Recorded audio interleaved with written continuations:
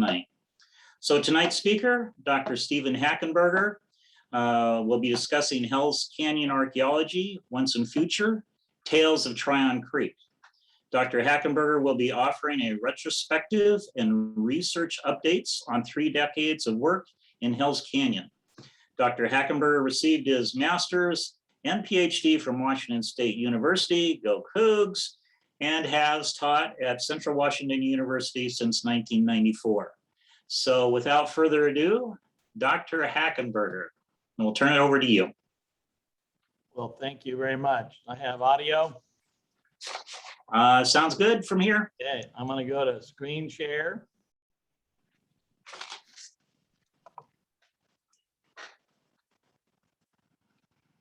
Looks like it's that one.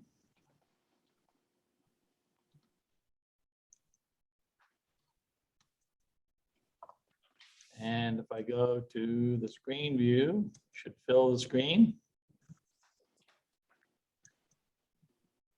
How's that look on your end? Looks great. Okay, well, thank you, everybody. I want to thank all of you for being here tonight or listening in if this is recorded. Thanks to Amanda for the invitation, and Paula for getting me set up, and Dave, and then Jim for his chat before we started. It was good to catch up.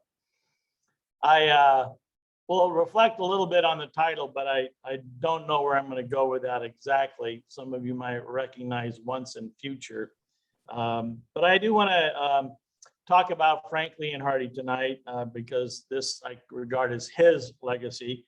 I'll start with some extended thanks for all the people who have been and are involved with us.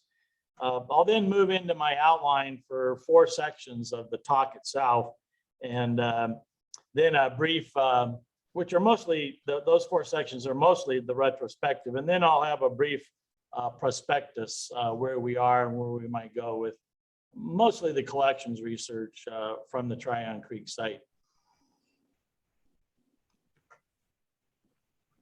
So the title, when Amanda invited me, I just read Robert Park's piece in the SAA Record, and it was it made me think quite a bit about my own career and this part of my career. I think the idea that archaeology is a very young discipline, and that we have probably a better chance of being correct about our future than we do have a chance to be correct about anything we think we know about the past was provocative. And so to think ahead about where archaeology will be up to 5 centuries from now is a stretch.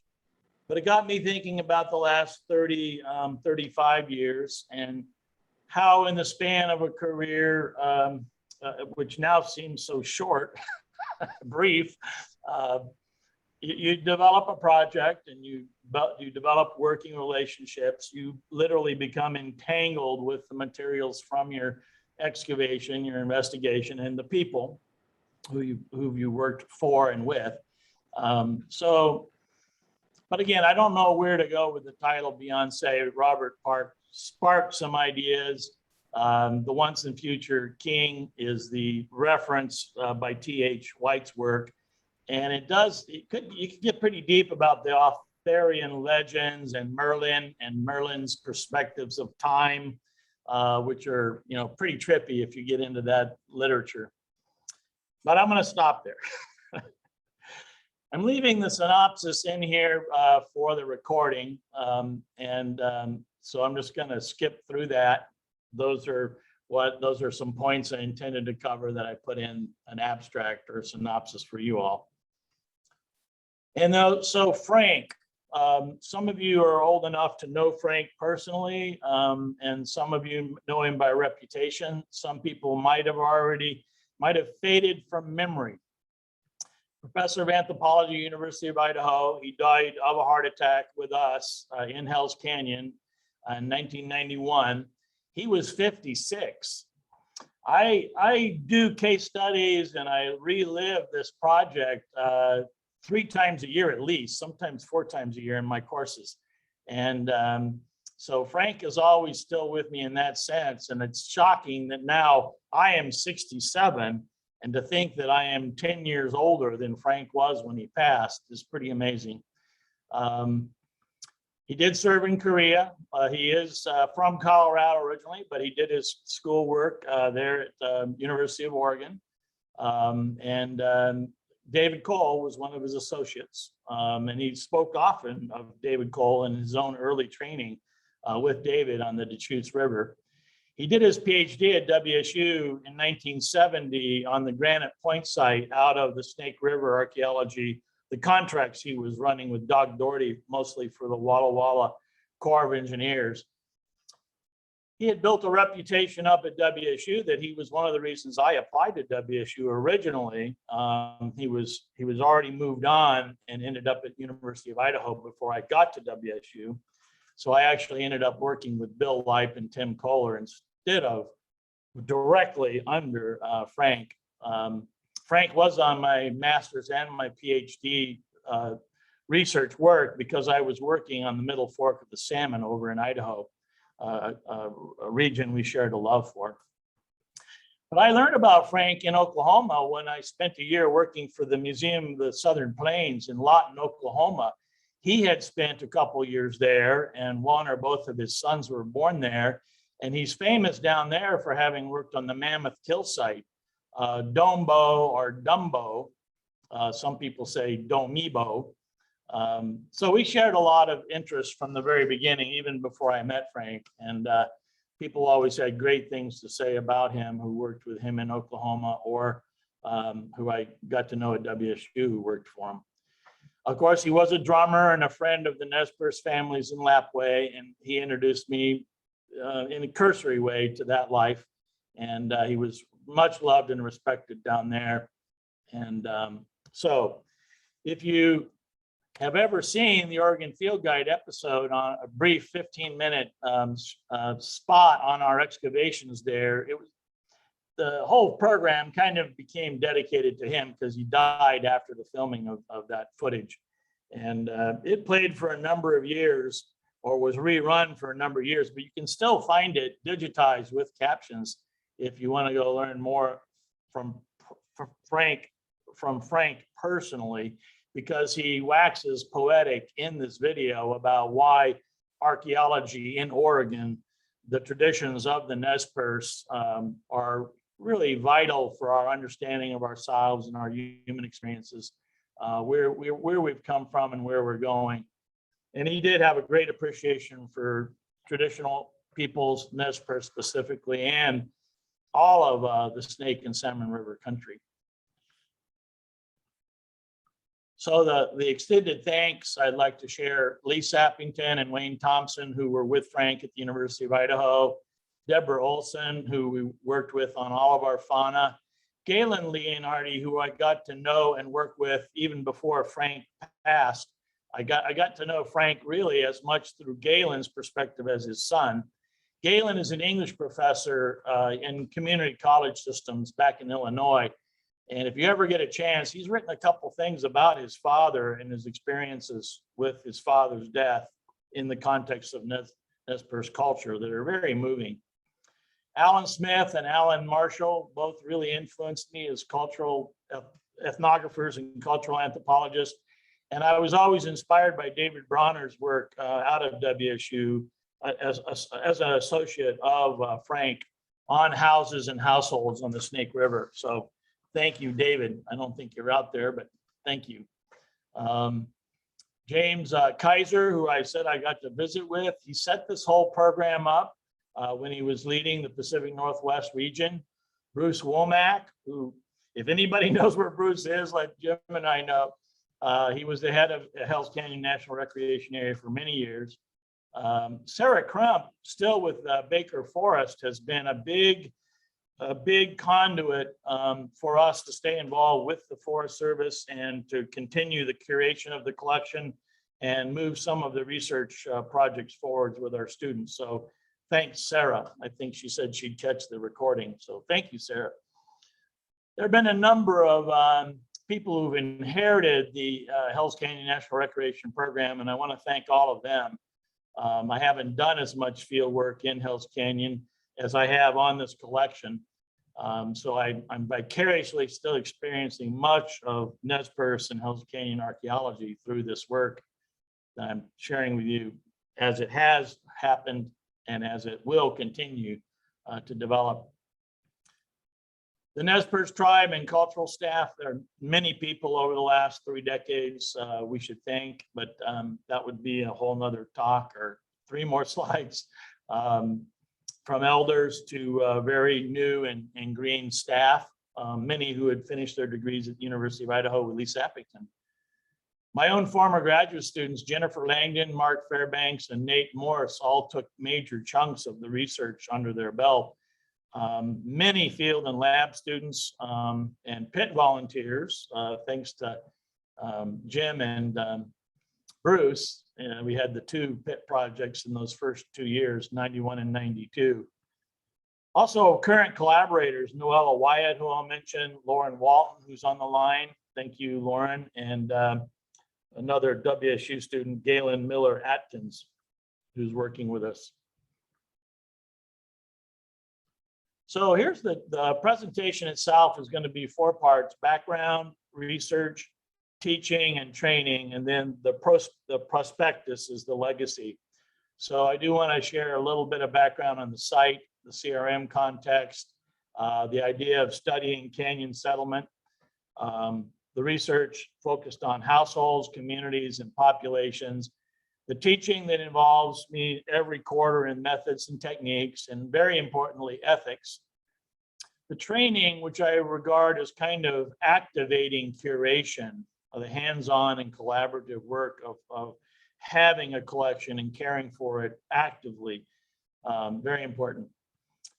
I recall back in 1989, I was part of a symposium on the future of archaeology with Rob Whitlam, and he had this great cartoon he'd drawn of future archaeologists with dust busters, which were new in '89. And it was a reference to the movie that had just come out, Ghostbusters. He had students, you know, dust busting all the shelves in the articles. And he said that would be the future of archaeology. Not quite, but almost. Anyway, then we'll finish with the idea of legacy, current and future projects. So for background, the Tryon Creek site itself, it's on the Oregon side of the Snake River in Hells Canyon, lower Hells Canyon. We started this project with the University of Idaho after I had finished my PhD and had been working with Frank, and I went to the Wisconsin colleges. So I actually ran the grants, thanks to Jim and Bruce, out of the University of Wisconsin. And I recruited all the field school students from there, but we did work with the University of Idaho, and obviously their students were involved too. We worked for 2 summers at the site, 91 and 92. And so it was a field school with 12 to 14 students from all over the country, and then up to 12 pit volunteers sometimes. Forest Service temporaries, seasonals would cycle through too to get some data recovery, excavation experience. So Hells Canyon National Recreation Area itself and Bruce were very important. The logistics, the jet boats, everything would not have been possible without their support, the recreation area itself. We did tag team this with the BLM. We worked up the Cottonwood Spring site for the 2 summers as well. We had an extra 2 weeks to our 4 weeks in the canyon, and that way we'd have a 6-week field program. Lewis and Clark State College, especially Alan Marshall and the Nez Perce, were involved. We always imagined there would be more involvement, and we would build a program mostly focused on Nez Perce and Nez Perce students. And that just never really could happen for a couple of different reasons. I did come here to CWU in the anthropology department, and our graduate program, Cultural Environment and Resource Management, has been very supportive, and the students, not just my own students, but students across the program have been involved and really engaged in helping us. I have to note that I'm making this sound really cool, but it's and it has been, but as a note, this is BCF, before Cooper's Ferry. So Lauren Davis, your superstar at OSU, he's changed the face of Hells Canyon, Snake and Salmon River archaeology through his field schools and obviously his discoveries. So, we've maintained our program, and we think we're making active contributions, and definitely not in the same league with Lauren and his long-term program. So Tryon Creek proper, the site had 7 houses. 3 of them were seriously damaged. 3 were relatively undisturbed. But then on your left, you see the largest of the features, house 2. And at first we thought it had not been disturbed, but later we think we did find some, well, we know we found some disturbance in the house in the upper levels. But still, it was the largest house. It seemed undisturbed. The Forest Service and the National Recreation Area wanted a baseline for understanding household patterns and activities that would help further anthropological based research on communities and populations, in particular the ancestors of the Nez Perce. All of this was done in coordination and consultation with the then Tribal Council and the Cultural Resource staff. And we did have visits, more than one each summer, from elders and other staff members. So the region, that's the site, the region, Hell's Canyon, my own dissertation work was in the middle fork of the Salmon, and I spread out to understanding houses and communities on the Salmon River. And I had begun to start to compare to the Snake River when, through Frank and his work on my dissertation committee, we started talking about actively collaborating together on a dig. He wanted to revive the methods and techniques and advance them that he had used with Dave Bronner and others down on the Snake River. And it was very timely that Jim and Bruce approached us, and we started this project together. We know the area was home to hunters and gatherers for at least, and fishing peoples for at least 14,000 years, and probably 16,000. Of course, much of the Hells Canyon National Recreation lands, and then the park system that's been set up with the Nez Perce, the National Park Service and the Nez Perce, all lands to be acknowledged as ceded by the Nez Perce. In terms of the National Recreation Area itself in the CRM context, much of our work is focused on the river because of the recreation, travel, and hunting and fishing. But there is 215,000 acres of wilderness, and the forest has continued to work up in the timbered highlands in commercial timber operations and some in the wilderness. And that's why we were up in the Cottonwood Creek Divide area with the BLM. We did want to link our understanding of the canyon winter, presumably winter settlement, with the use of the uplands in spring and summer. You can't talk about cultural resource management context without acknowledging the Hells Canyon Dam complex. So the 3 major dams here, and what's the missing dam?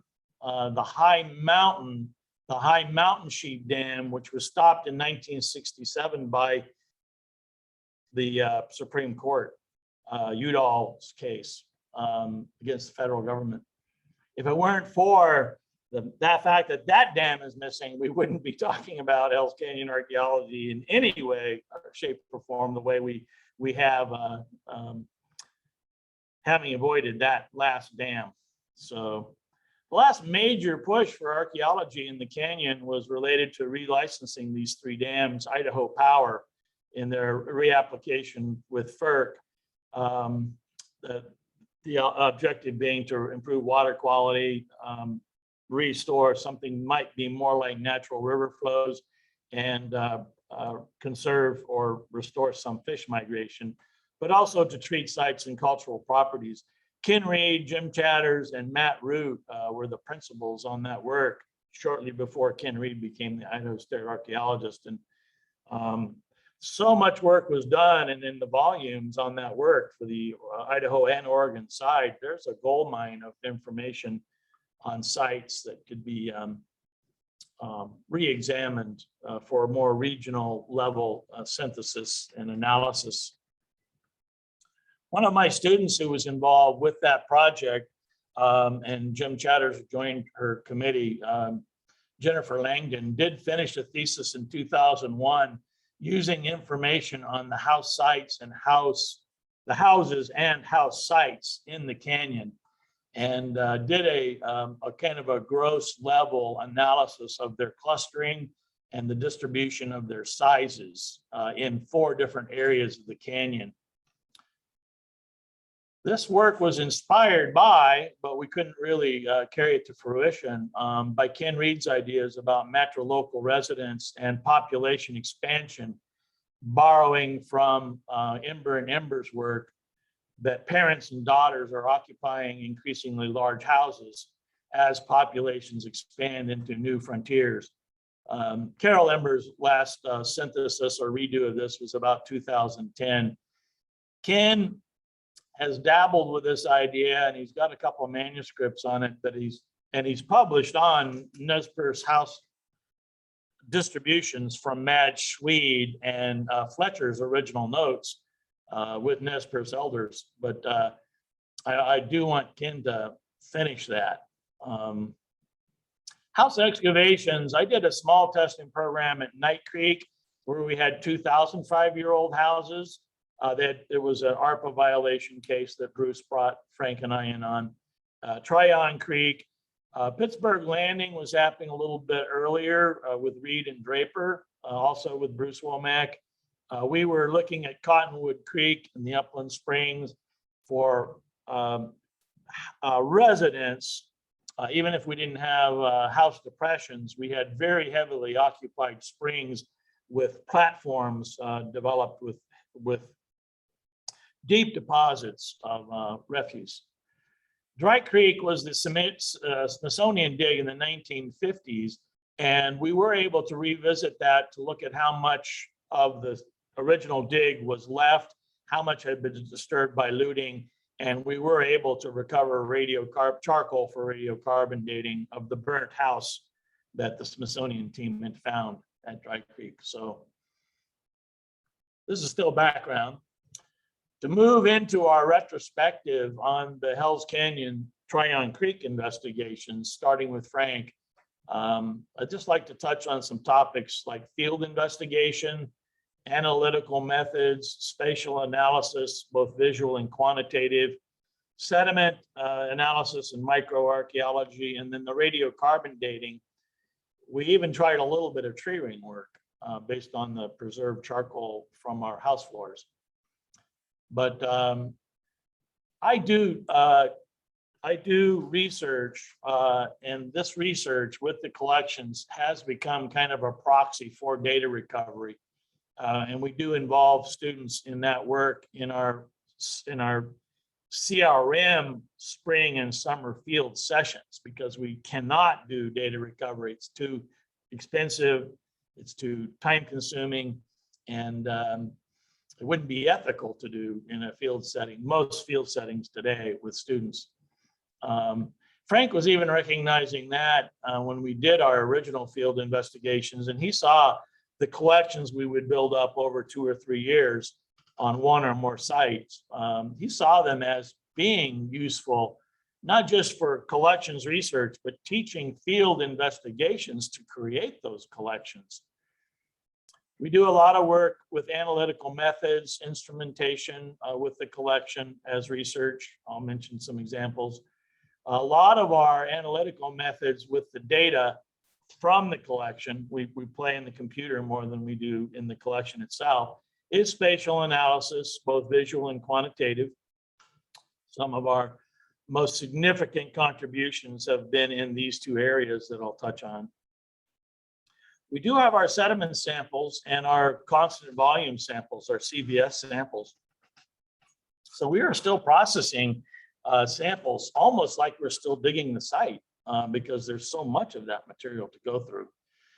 Most of our radiocarbon dating was charcoal, and we really do need to embark on a new program of dating bone and calibrating bone, which I worked on with James Brown and Jim Chatters and James Feathers. We published recently, not too recently, but a couple years back in American Antiquity about some of this work. had a very brave student who actually tried to piece together records of tree rings or tree ring growth, or I should say branch growth, from the charcoal. And we got very close to purchasing the equipment, instrumentation to use x-rays and actually automate that, but we never quite got that far. But his results were tantalizing, that we did think in different houses, different floors of the house, we saw different amounts of variation in the tree ring growth, and seemed to be a trend that developed from the bottom floors to the upper floors. But that was inspired by some work that people had done up on the Fraser River, up on the Fraser River out of Simon Fraser with tree rings. Anyway, I was saying that our research does still involve learning about field investigation, block excavations. Here's an example on the left of a shell feature in one stratum with an anvil and split long bone in a deeper stratum 5. If you can see my cursor here, this is a post hole. We did a lot of work in the field, both with sorting of artifacts every day, midday, and paperwork. Not just a lot of artifacts, but a tremendous amount of paperwork and photographs have been generated that we use to teach research. That's Wayne Thompson there. This was in the days where we still had a plane table and everything was drawn on site forms, and a master map was kept with the station overviewing the block excavation. We had a brass transit. This is 91. We had a brass transit and an old alidate with the mapping tube. And that's how we mapped the site, and that's how we did all of our vertical controls. I had already used EDM at least once, but they were very expensive and not very practical to take in the field in 91. So Frank was an extraordinary geoarchaeologist, and with his experience in excavating houses, he took apart every unit in this block, and then we tried to replicate that the second summer after he passed, excavating wherever possible by these layers, almost like you would in a French rock shelter. That's one of the reasons why I'm still working on this. I think it was the right way to go, but it's not your arbitrary 10 centimeter levels. So we have a lot of data sets, which are volume and density with stuff that came out of the screen. But when we have all of the stuff we mapped in situ with X, Y, Z coordinates. So already we have 2 levels of visual and statistical analysis we can work on. My pictures are covering up this big blade here, but we found that in the North Trench outside the house, and I'll show you that. This was the salmon that we found laying in the bottom of the house after the second season, and almost complete. Virginia, anytime you want to look at it. The floor of the house, including some burnt posts that were still in place with charcoal, dates to about 16,000 BP. I'm not correcting or calibrating anything. In the old age, the old wood age problem exists. So the most recent radiocarbon dates are closer to 500 BP. So this house was used for about 1,000 years on and off. And Frank and I believe, based on Wayne Thompson's follow-up analysis, that there were about 5 zones of occupation with fill, floor, and floor. But we've teased that apart with a number of different kinds of quantitative analyses, visual analyses, but we still want to do something more cutting edge with both visual 3D modeling with visual analysis and statistics to still try to see if we're right about that occupation sequence. the trench to the north was had a lot of intact sediment, including sediment that was thrown up when the house was excavated. We got into the silts of the mid-Holocene and down to high water flood levels of the Snake River itself. And the most remarkable of these artifacts in the sense of goodies is this large chert blade, translucent brownish chert. And that comes from a layer we have dated with bone that's a little over 6,000 years old, uncalibrated.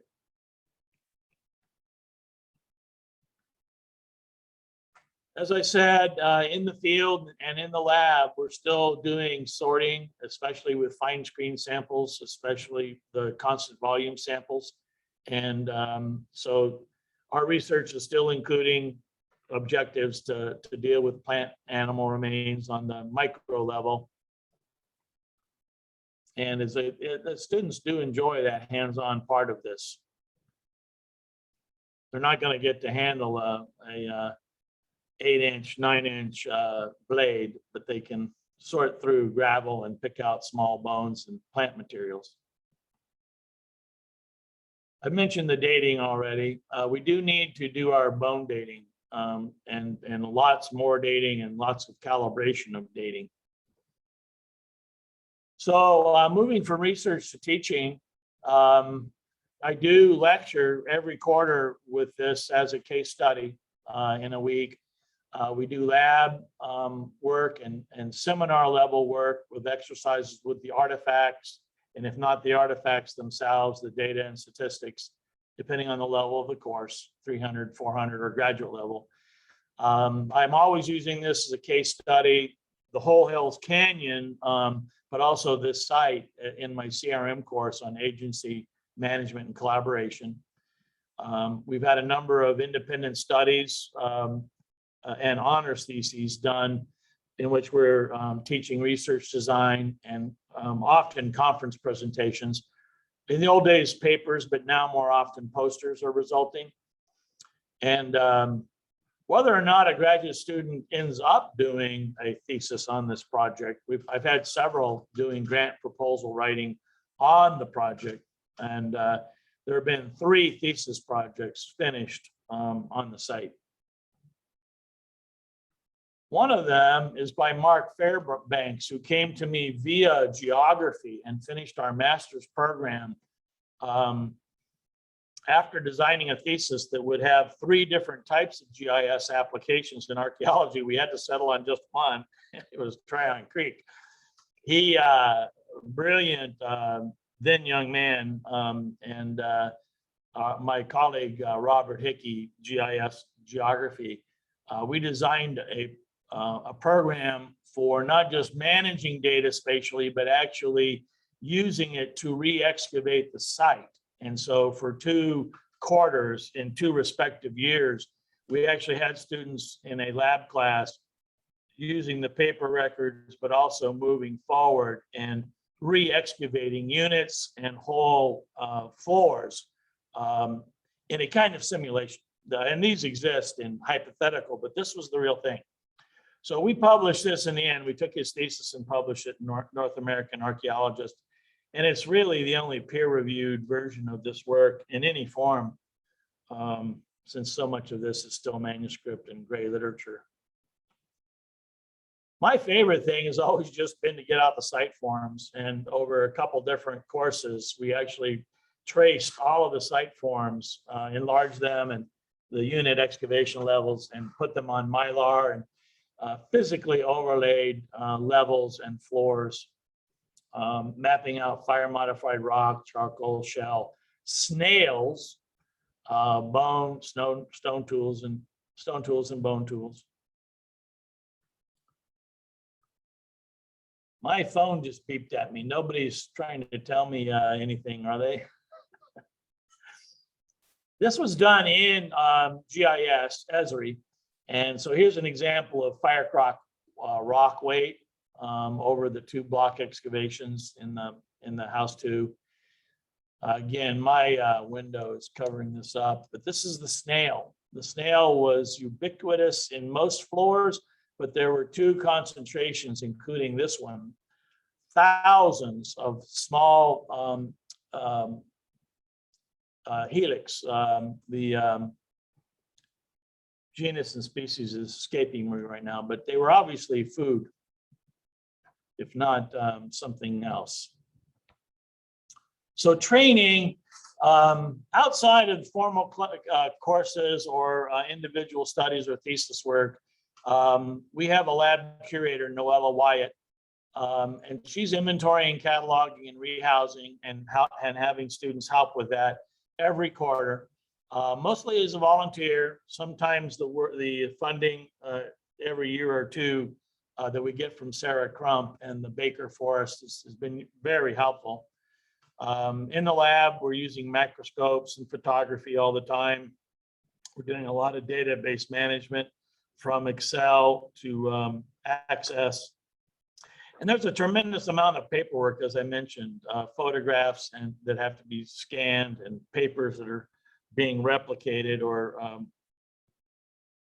preserved on archival acid-free paper. So there's a lot of training involved, especially in the collection and curation end of the business. Here's Noella in COVID times. We're wearing our masks again in our labs and classrooms. One of her own interests was ochre, and that turned into an interest in projectile points. So she does do research and presents herself still, but mostly she's working with the collection and guiding students. She's great with graphics, and here's an example of some of the activity areas that she's remapped with artifacts and debris scatters, and then mostly using Wayne Thompson's thesis work, interpretations of activity areas going on at different levels. We gave up, I was telling Jim, we gave up on the idea of a hard copy monograph on this. We are working on an online publication, and Noella was a senior secretary for many, many years and has great skills and editorial skills in particular. So she's going to be our lead author on this online publication, editor and author. But her thing is projectile points, and there's over 160 of them from House 2 alone. The obsidian, which is rare, mostly comes from timber buttes.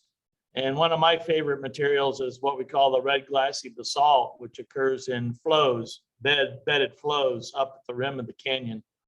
Most everything is corner notched or stemmed, and only a few small late side notch points come in.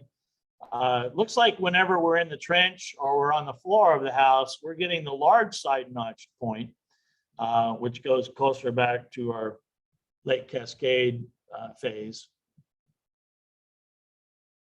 But that's a retrospective, and the future, the legacy. This is Noella again. Noella was raised on the Yakima Reservation, not enrolled. This student here is Ray Crow. Ray is Yakima, but yet to enroll. And they've been working together more recently in the lab with debitage. Galen Miller Atkins, who I mentioned earlier, is working on the debitage and the spatial statistics. He's out of WSU. And so Bone Tools, Lauren Walton's on the line. Lauren has gone through 165 specimens of the modified bone that Deb Olson had identified. 24 of them are pretty amazing fragments or whole bone tools. So we're really excited about Lauren's work. We could do a whole new analysis of the fauna, which is the mammals, which are mostly deer or deer sized. But one of our special interests is how much of it could be elk, which by meat weight would be very significant, finding even a small amount of elk. We have surprisingly little mountain sheep, and there's a fair amount of elements that can be identified to species, but mountain sheep is relatively rare. So following up on another student's work here with isotopes, bone isotopes from herbivores, I'd like to work with Brandon McIntosh on isotopes from some of these species to see if we can get any better hints of elk and mountain sheep coming in along with the mule deer. Nate Morse did a thesis here on shellfish isotopes. A good deal of his collection came from Tryon Creek, but the principal focus was the Bernard Creek rock shelter. And so I'd like to do more work with shellfish as an environmental proxy, especially with the isotopes. We have both the Margaritifera and the Gonidia, and there are times where that Gonidia as a slower water, warmer water species is a little more prevalent. Again, radiocarbon dating bone. I sometimes get free dates from Direct AMS when I come up with an interesting problem. So, but I need more money. They're tired of me begging. So, but anyway, plug for Direct AMS and Jim Chatter's work there. And then Noella's not even half done with the projectile points. Every time I go in the lab, she's updated her database, changed her opinion about a point type. And so that could go on and on and on and on. It'll probably still be going on after we get her to help finish the online publication. So stay tuned. And that's the end of the talk. I hope I left enough time for questions. Well, thank you very much for sharing. So now is the time I would like to invite people to please put a chat or a question in the chat, or to just unmute yourself and go ahead and ask a question. Thanks, Paula.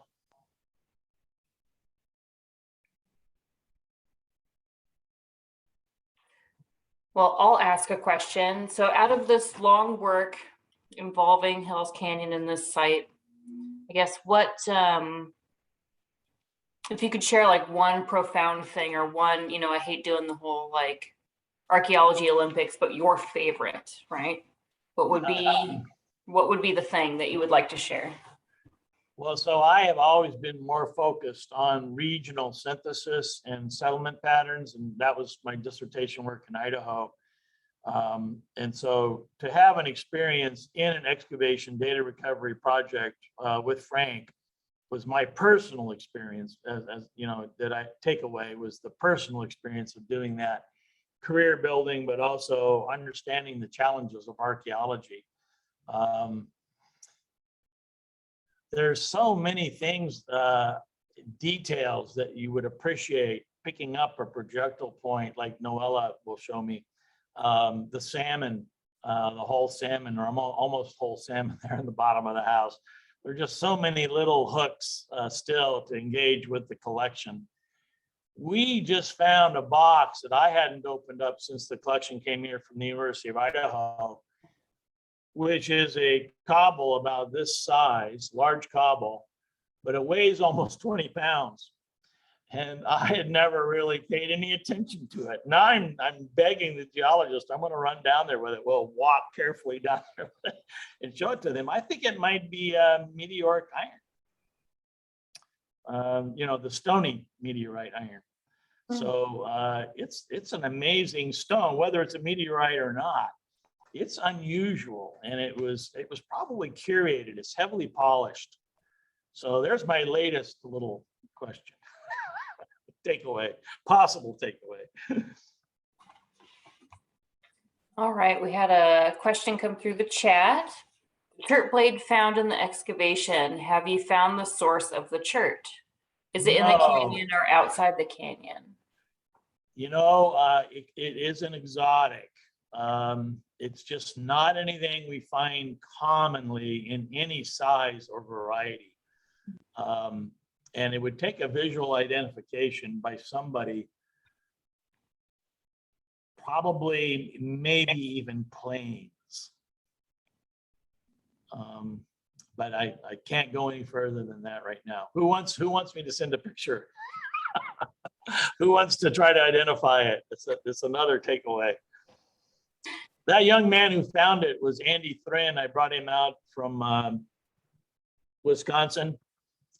He was very stone-faced the whole dig, very quiet, a loner. On the van on the way home back to Wisconsin, I asked him your question. What was your big takeaway? And I said, was it finding that large blade? He said, no, I would have been very mad if I had not found something like this on this dig. So, different perspectives, right? Yes, quite. But did that answer your question? We need to know. I think it's an exotic and it could be plains. Okay. All right, and another question came through.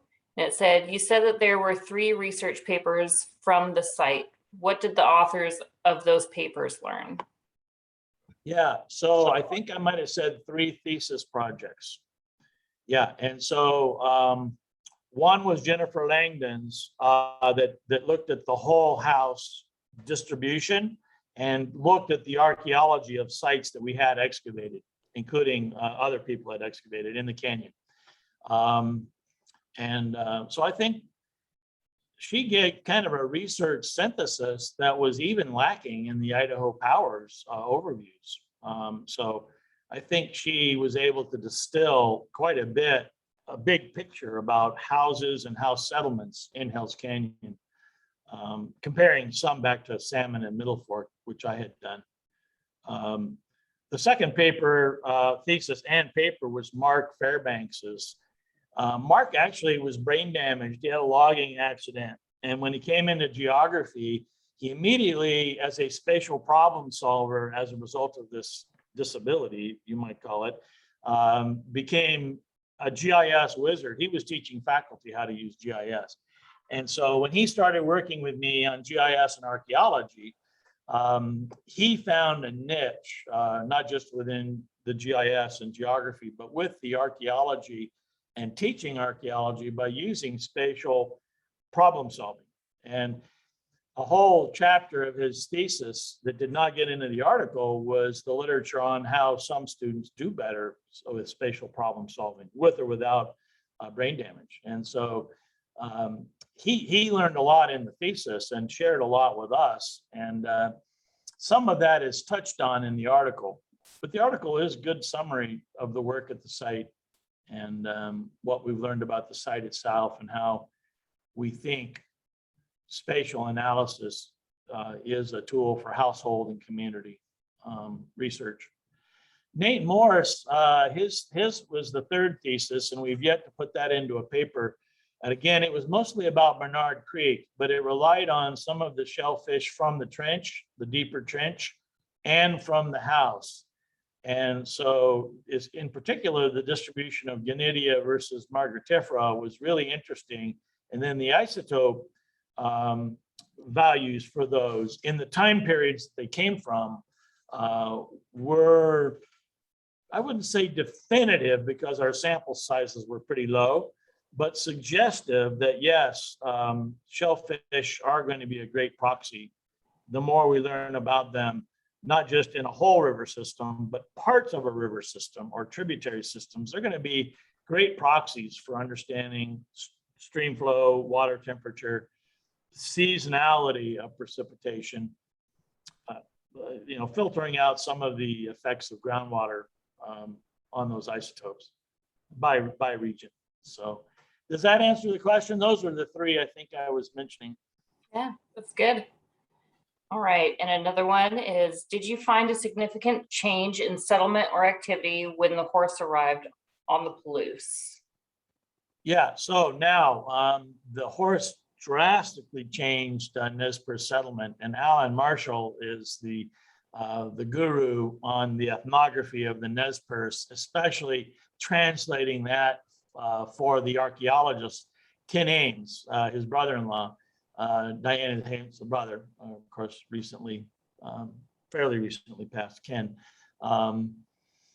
They kind of set out the problem of cultural ecology and seasonality for Nez Perce and other plateau foragers, hunting, gathering, fishing people, and how much it drastically changed with the horse, and how basically the ethnographic time period was not an analogy for the development of plateau society and winter sedentism. So I've never studied the effect of the horse itself or worked on a site that was late enough to incorporate the mat lodge system, the extended longhouses that developed with poles and mats that were easy to assemble and reassemble after the horse. But that's a fascinating problem and a mastery of knowledge of horses, the Appaloosa in particular. It's a great Nez Perce tradition. And let's see, the last one on the chat right now is there more evidence of looting still? Well, yes, unfortunately, there are very recent incidents of the Buffalo Hetty rock image site being damaged again. It's always there. It's persistent. Maybe not on the scale of Boy Scouts going in and setting up a camp or elk hunters, significantly turning over a site while they're out there, but it still exists. The famous ARPA case that led us to Night Creek was the aftermath of an FBI sting where a Forest Service employee who worked seasonally for the Forest Service, but it was also an outfitter, offered these FBI guys a Native American cranium as part of their trip. That would be in the early 90s, late 80s. But yeah, no, it still exists. It's just persistent, just probably not on the scale it was in the 80s, 70s, or earlier. We deal with it here with the Wanapum on the two reservoirs we have. The Wanapum have a river patrol, and every month they'll catch somebody. So on the Columbia River. We had another question come through. In the excavations, was evidence found for use of watercraft on the river? Oh yeah, nothing in the excavation. There's no doubt that Ponderosa or larger cottonwoods were being used as dugouts on the Snake River. It'd be a pretty one-way trip, but there's slack water along the river, and you can use that slipstream to come back up, and you'd have to get out in portage. So we know canoes, dugouts were being used. No evidence on the Snake River of canoes or any of the sturgeon nose canoes like you have up in northern Idaho with the Kalispell, Kootenai, and other Salish people. But yeah, there had to have been use of watercraft. You would probably have hide-covered coracles or small craft to cross some parts of the river. But pre-dam, there were seasons where you could walk across the river, or swim at waist-high water. All right. Anyone else have a question? Those are good questions. Thanks. Well, I'd like to thank you very much, Dr. Hackenberger. This was great. OAS meetings are always fun. Thank you. I've always, held your organization in respect. It's early history and development. Your members, just your professionalism, but your outreach, increasingly more inclusive. Thank you for all your work. All right, everyone. I'll see you next month, and it's going to be, let's see, on the 7th of December. All right. See everyone then. Bye, everybody. Thank you very much. Thank you. Any questions, email me. Come to school. Most of you are out of school, right? Take care.